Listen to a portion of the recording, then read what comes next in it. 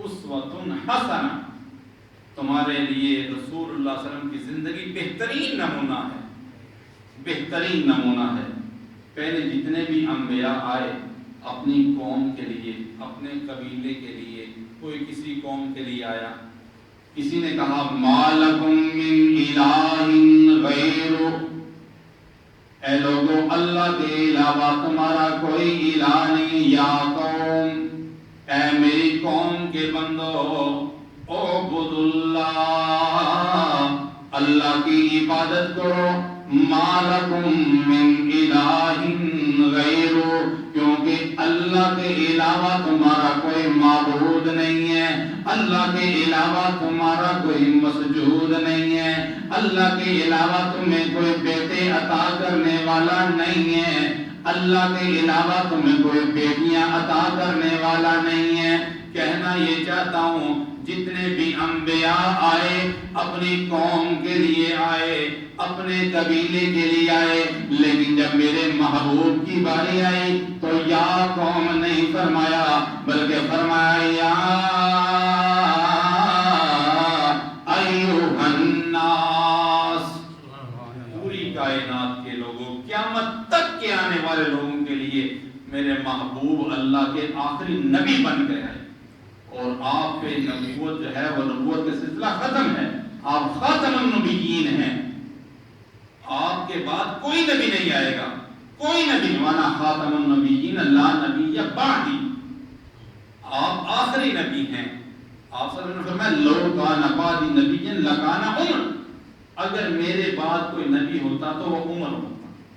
تو آپ آخری نبی ہیں، تو آپ کی دعوت پوری کائنات کے لوگوں کے لیے۔ تو آپ نے کیا ارشاد فرمایا کہ میرے بعد اگر کوئی نبی ہوتا تو وہ عمر ہوتا، تو اللہ نے کیا ارشاد فرمایا، اے میرے محبوب سب کو فرما دو یا ایھا الناس اعبدوا ربکم۔ یہ بہت اہم موضوع ہے، اللہ کے دین کا ہم سے کیا تقاضا ہے۔ اب میں اصل موضوع کی طرف آ رہا ہوں، اللہ کا ہم سے کیا تقاضا ہے، اللہ کے دین کا ہم سے کیا تقاضا ہے، اللہ کا دین ہم سے کیا تقاضا کرتا ہے۔ کلا لما یقض ما امر، اللہ کا جو تقاضا تھا بندے نے وہ پورا نہیں کیا۔ اللہ کس چیز کا تقاضا کرتے ہیں؟ 100 باتوں کی ایک بات خلاصہ ذکر کرنے لگا ہوں، ایک بات، جیسے کہ ایک صحابی آیا نا، ایک بدو صحابی نبی کریم صلی اللہ علیہ وسلم کے پاس تشریف لایا اور کہنے لگا اللہ کے رسول مجھے دین کی کوئی ایک بات بتا دیجئے کہ جس پر میں عمل کروں اور جنت میں چلا جاؤں، مجھے زیادہ کوئی لمبی چوڑی باتیں نہ بتائیے، صرف ایک بات، صرف ایک بات بتا دیجئے کہ جس پر میں عمل کروں اور جنت میں چلا جاؤں۔ نبی کریم صلی اللہ علیہ وسلم نے ارشاد فرمایا قل آمنت باللہ، کہہ دے کہ میں ایمان لے کر آیا،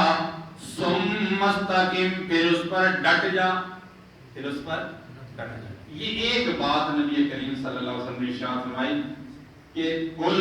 آمنت باللہ، کہہ دے کہ میں اللہ کی ذات پر ایمان لایا کہ اللہ کے علاوہ کوئی الہ نہیں ہے، اللہ کے علاوہ کوئی معبود نہیں ہے، اللہ کے علاوہ کوئی مسجود نہیں ہے، اللہ اس ساری کائنات کو پیدا کرنے والا ہے، حاجت روا بھی اللہ، مشکل کشا بھی اللہ، بیٹے عطا کرنے والا بھی اللہ، بارشیں برسانے والا بھی اللہ، بارشیں برسا کر اللہ اگانے والا بھی اللہ۔